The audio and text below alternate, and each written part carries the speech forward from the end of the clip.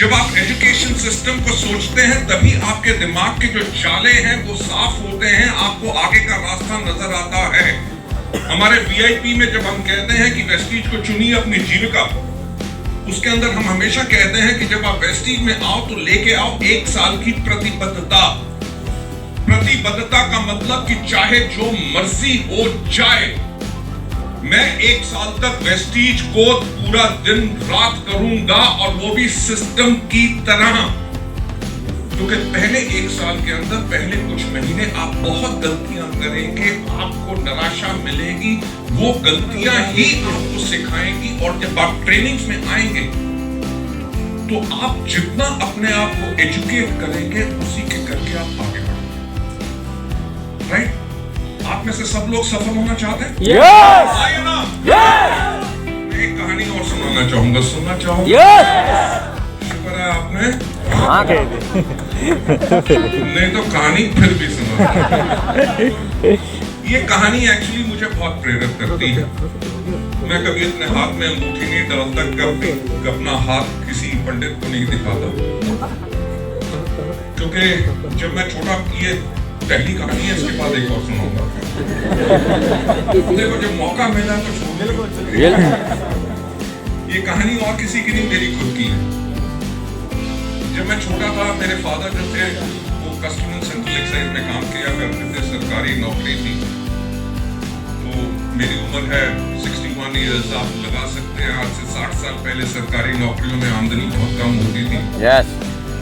Right? तो मैं जब छोटा था तो लगभग 4 या 5 साल का हुआ तो मेरी माँ ने मुझसे पूछा कि बेटा बड़े होके क्या करोगे? ये सवाल हर एक से पूछा जाता है। Yes! राइट? कि माँ बाप छोड़ते नहीं।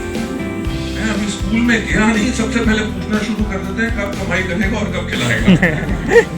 मजाक की बात है, वो सबसे ज्यादा हमसे प्यार करते हैं, हमारे भविष्य के लिए हमेशा वो अच्छा चाहते हैं। Yes! तो मेरी माँ ने मुझसे पूछा कि बेटा बड़े होके क्या करोगे? तो मैंने अपनी माँ को कहा मैं बिजनेस करूँगा। आप मान सकते हो कि एक 4 या 5 साल के बच्चे को एक बात समझ आ गई कि नौकरी के अंदर इतनी आमदनी नहीं है कि जिंदगी अच्छी तरह बिता सके। क्यों? क्योंकि कब भी कोई खिलौना चाहिए होता तो बच्चों की आदत क्या है, कहीं गए किसी बच्चे के पास खिलौना देखा, कुछ भी है कि मम्मी पापा मेरे को भी चाहिए। और मम्मी पापा का जनरली मिडिल क्लास फैमिलीज में क्या जवाब होता है, जब तनख्वाह आएगी तब लेके देंगे। राइट? यही कहानी मेरी भी थी। और जब मैं ये कहानी सुनता था तो समझ गया कि हमारे माँ बाप जो है वो नौकरी पेशा हैं, उनके पास इतना पैसा नहीं है, तो बिजनेस में पैसा है। तो मैंने कहा बिजनेस करूंगा, तो मेरी माँ एकदम परेशान हो गई। उन्होंने कहा बेटा देख ऐसा है कि बिजनेस करना होता है लोगों के खून में, जैसे बनिया हो गए, मारवाड़ी हो गया, Yes! मेरे को भी मेरी माँ ने यही कहा कि बिजनेस करना बनिया मारवाड़ी इनके खून में होता है। तेरे पिताजी नौकरी करते हैं, तेरे दादा ने नौकरी की, तेरे परदादा ने नौकरी की, हमारे खून में है नौकरी करना, तो तू नौकरी करना। अब बात आई गई हो गई। उसके 4-5 साल के बाद जो मेरे चाचा का बेटा था वो कहता था मैं पायलट बनूंगा, मेरे दोस्त कहते थे पुलिस में जाऊंगा, कोई कहता था आर्मी में जाऊंगा, और मैं रहता था चुप, क्योंकि मेरा तो विचार बन चुका था। राइट? तो मेरी माँ ने दूसरी बारी मुझसे पूछा कि बेटा बड़े होके क्या करोगे? मैंने कहा माँ आपको बोला था बिजनेस। तो उन्होंने फिर से समझाने की कोशिश की। ये दुनिया ना बहुत जालिम है। कोई भी सपना लेना चाहता है ना, उसको तोड़ने के लिए हमेशा तैयार है। मेरी माँ ने भी यही किया, पूरी कोशिश। उन्होंने कहा बेटा देख ऐसा है, बिजनेस करने के लिए चाहिए होता है पैसा। ठीक, हमारे पास तो पैसा नहीं है, तेरी 2 बड़ी बहनें हैं, उनकी शादी करेंगे, तेरी पढ़ाई में खर्चा होगा, जब तेरे पापा रिटायर होंगे जो प्रॉविडेंट फंड ग्रेचुइटी मिलेगी उससे छोटा सा एक घर बनाएंगे हम सभी, और जो पेंशन आएगी उसमें अपनी जिंदगी चलाएंगे। ठीक, इसीलिए बिजनेस के लिए तेरे को पैसा नहीं दे सकेंगे, तो करना क्या, तो करना नौकरी। बात फिर आई गई होगी। जब मैं 10वीं में पहुंचा तो मेरी माँ ने मुझसे फिर पूछा, मैं अब सबकी कहानी सुना रहा हूँ, अपनी कहानी नहीं। Yes!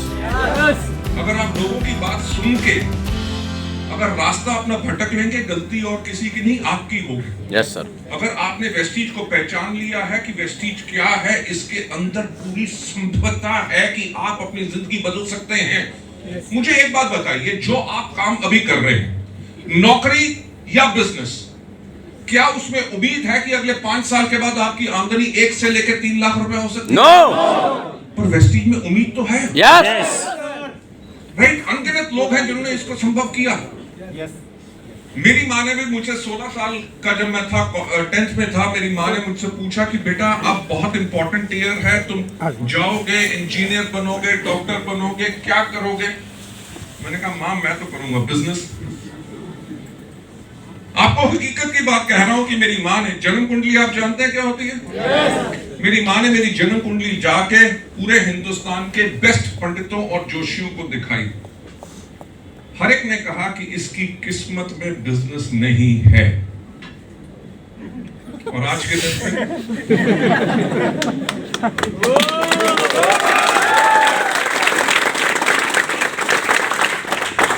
देखो मैंने क्या किया। एक साधारण परिवार का लड़का, राइट, अपनी जिद और अपने सोच के अनुसार जो मेरी किस्मत में ऊपर से नहीं लिखा था, नीचे से मैंने लिख लिया। ये सब आप भी कर सकते हैं। यस। क्योंकि जब आपके अंदर पूरा विचार है और आप सफल होना चाहते हैं, वही चीज आपको सफलता दिला सकेगी। जो मैं आपको कहानी सुनाना चाहता हूं, जो मुझे प्रेरित करती है, आज के दिन पे भी दिन रात काम करने के लिए तैयार हूं, वो कहानी ये है कि एक बारी एक व्यक्ति था, एक यंग जवान लड़का था, उसको सफलता की बहुत तलाश थी, राइट, जो भूख थी उसको सफलता की। तो उस समय पे दुनिया का जो सबसे अक्लमंद आदमी, उसका नाम सुकरात यानी कि सोक्रेटिस जिसे कहते थे, वो सुकरात के पास गया। उन्होंने कहा सुकरात, आपको दुनिया का सबसे अक्लमंद आदमी माना जाता है, आप मुझे बताइए कि मुझे सफलता कैसे मिलेगी, मुझे सफलता बहुत चाहिए। उसने कहा ऐसा है कि कल सुबह 5 बजे मेरे घर आओ, मैं आपको बताऊंगा कि सफलता कैसे मिलेगी। सुबह 5 बजे वो लड़का उनके घर चला गया, घर का दरवाजा खटखटाया, सुकरात ने दरवाजा खोला। उसने कहा बताइए। कहता मैं सैर पे जा रहा हूं, आप मेरे पीछे आओ। सुकरात आगे चलने लगे, लड़का उनके पीछे पीछे, चलते चलते वो नदी के किनारे हो गए। सुकरात, लड़का उनके पीछे पीछे। नदी के किनारे चलते चलते सुकरात जो थे वो पानी में उतर गए, लड़का उनके पीछे पीछे। जब सुकरात की कमर तक पानी आ गया तो वो एकदम पीछे मुड़े, लड़के की गर्दन पकड़ी और पट करके पानी में डाल दी। अब किसी की भी गर्दन अगर पानी में डालो तो वो निकालने की कोशिश करेगा। वो निकालने की कोशिश कर रहा था, सुकरात के अंदर भी बहुत जोर था, उन्होंने उसकी गर्दन जो थी पानी में डुबो के रखी। लगभग 1 मिनट के बाद जैसे ही उसका सर छोड़ा, उसने बाहर निकाला और किया। सुकरात ने कहा जितनी तुम्हें जीने के लिए इस सांस की जरूरत थी, उतनी जरूरत जब तुम्हें सफलता की होगी, उस दिन तुम्हें कोई नहीं रोक सकेगा।